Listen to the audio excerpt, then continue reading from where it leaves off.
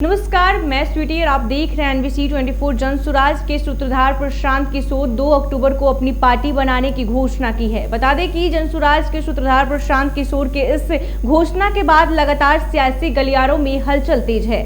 कहा जा रहा है कि जनसुराज के सूत्रधार प्रशांत किशोर जो हैं वो साफ तौर पर ये कहते हुए नजर आ रहे हैं कि हमारी टक्कर और सिर्फ है मुकाबला जो है वो एनडीए के साथ है, ना कि आरजेडी के साथ, क्योंकि आरजेडी की जो लालटेन है वो बुझ चुकी है, तेल खत्म हो चुकी है। ऐसे में बता दें कि लगातार जनसुराज के सूत्रधार प्रशांत किशोर जो है अपने पदयात्रा पर निकलते हैं, जहां वो कहीं ना कहीं जो है अपने विपक्ष पे जो है लगातार हमलावर भी रहते हैं। उनकी पार्टी की सीधी टक्कर जो है वो एनडीए के साथ है। ऐसे में प्रशांत किशोर ने कहा कि बिहार विधानसभा चुनाव में आरजेडी कोई फैक्टर नहीं होगा और जनसुराज जीतेगा। उन्होंने दावा किया कि 2025 के विधानसभा चुनाव में राज्य में मुख्य लड़ाई जनसुराज और एनडीए के बीच होगी। इसमें नीतीश कुमार के कारण जनसुराज को सफलता मिलनी तय है। प्रशांत किशोर ने कहा कि एनडीए का टायर नीतीश कुमार है, जिनका जदयू पहले से ही पंक्चर हो चुका है और 2-4 स्टेफनी जो छोटे दल है उनके साथ लगे हैं। तो सभी को सोचना चाहिए कि बीजेपी कितना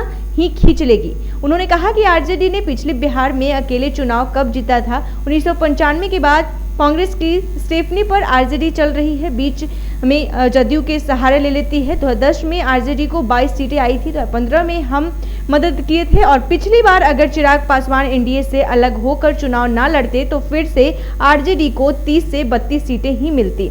चुनावी रणनीतिकार प्रशांत किशोर ने कहा कि आरजेडी के लालटेन से किरासन तेल पूरी तरह से खत्म हो चुका है, यानी कि निकल चुका है, जिससे अगले चुनाव में आरजेडी का लालटेन तो बुझेगा ही, बीजेपी का भी अहंकार चूर होगा और जनसुराज की सरकार बनेगी। बता दें कि जनसुराज के सूत्रधार प्रशांत किशोर ने पिछले दिनों ऐलान किया था कि अगर हमारी सरकार बनती है तो हम 1 घंटे के अंदर शराबबंदी जो कानून लागू है उसे चालू कर देंगे। और ऐसे में कहीं ना कहीं उन्होंने साफ तौर पर यह भी कहा कि शराबबंदी से बिहार को कोई विकास नहीं हो रहा है। और जो है नीतीश कुमार कहते हैं कि गांधी जी की बातों पे हम चलते हैं। गांधी जी ने कहीं नहीं कहा था कि शराबबंदी होने से बिहार या किसी भी राज्य का विकास होगा, क्योंकि कोई इसका साक्ष्य नहीं है। अगर ऐसा कहा था गांधी जी ने तो नीतीश कुमार हमें दिखाएं और नीतीश कुमार को हम माफी मांगेंगे हाथ पैर पकड़ के।